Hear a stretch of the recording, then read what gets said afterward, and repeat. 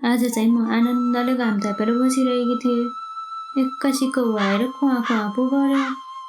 के सन्देश दिन आयो भनेको त भोक लागेर नास्ताको अर्डर दिन पो आएको रहेछ। बनाएको नास्ता छैन, एकछिन टाइम लाग्छ भनेको। प्याक गरेर राखिदिनु, एकछिनमा आउँछु पो भन्छ त बा।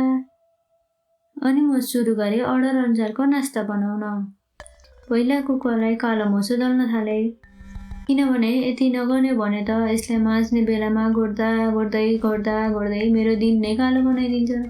आलुलाई राम्रोसँग सफा गरेर कुकरमा राखेर बसालिदिए। आज चाहिँ आगोले अलि दुःख माने जस्तो गर्यो। अनि मैले न्वारानदेखिको बल लगाएर यसलाई बालेरै छाडे। अनि लगाइदिए कुकरको ढक्कन।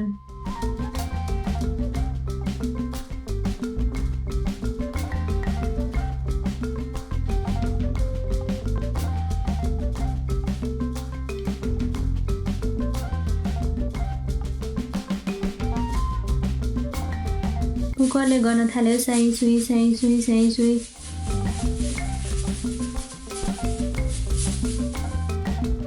म चाहिँ लागे बारीतिर धनियाँ टिप्न।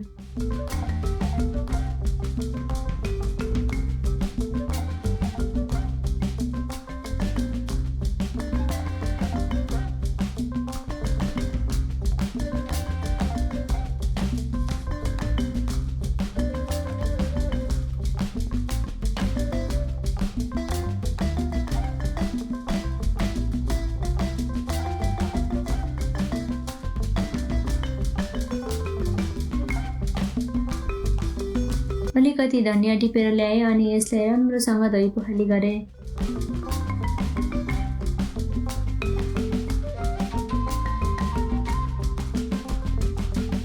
यतिन्जेलसम्म यता कुकरमा आलु पनि पाकिसकेको थियो।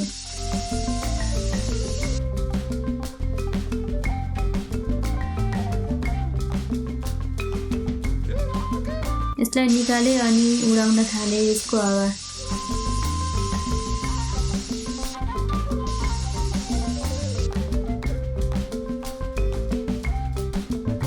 केही त स्पेसल बन्दैछ है भन्दै आलुहरू पनि सेता ताता गरी खिसिक्क हाँसेका।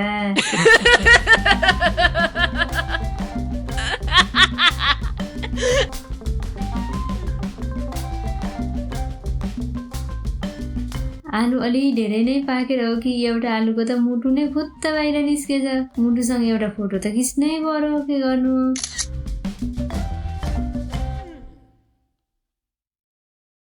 अनि अलिकति गहुँको पिठो लिए अनि अघि उसिनेको आलुलाई पनि यही पिठोमा मिसाए।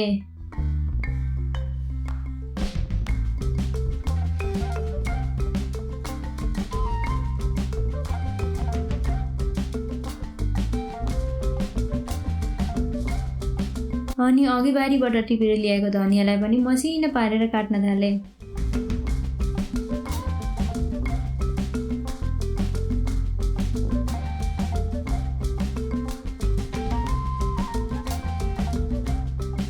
अनि यसमा स्वाद अनुसारको नुन, थोरै बेसार, अलिकति धुलो खुर्सानी र थोरै ज्वानो पनि मिसाएर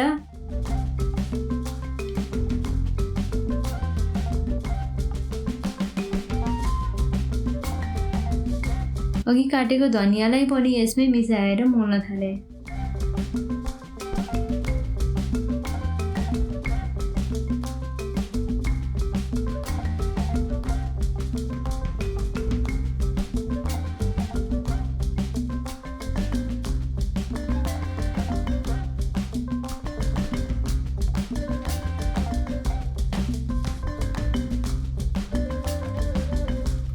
फेरि यसमा अलिकति तेल राखेर यसलाई पनि राम्रोसँग मोले।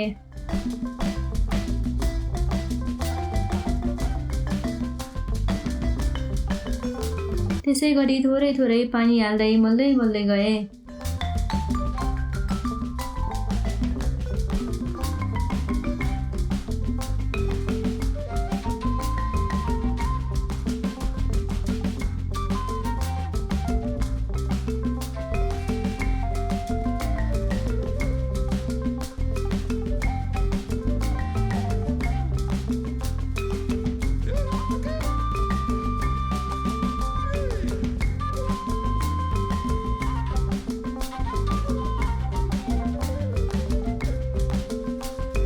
पिठो चाहिँ एकदमै नरम भइसकेको थियो, त्यही पनि यसलाई अझै नरम बनाउनको लागि केही बेर छोपिदिए। केही बेर पछि मैले बसाले तावामाथि चुलो।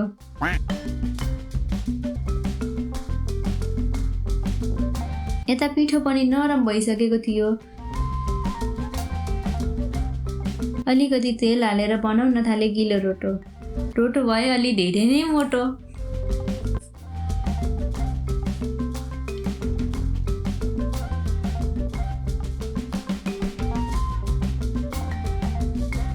रोटो त अलि मोटो भयो जस्तो लागेर आगो दुन्काएको र रोटो त कालै डढेछ। यसलाई निकालेर थालमा राखे।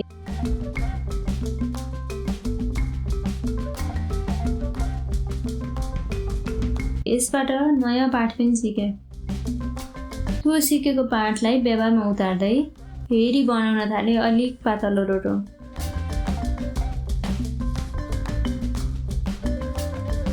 अझै राम्रोसँग पाकोस् भनेर माथिबाट थालले पनि छोपिदिए।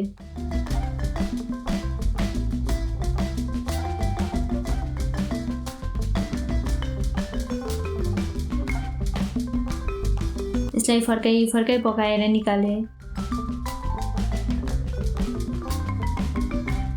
यस्तै गरी अरू सबै रोटीहरूलाई पनि यसै गरी फर्काइ निकाले।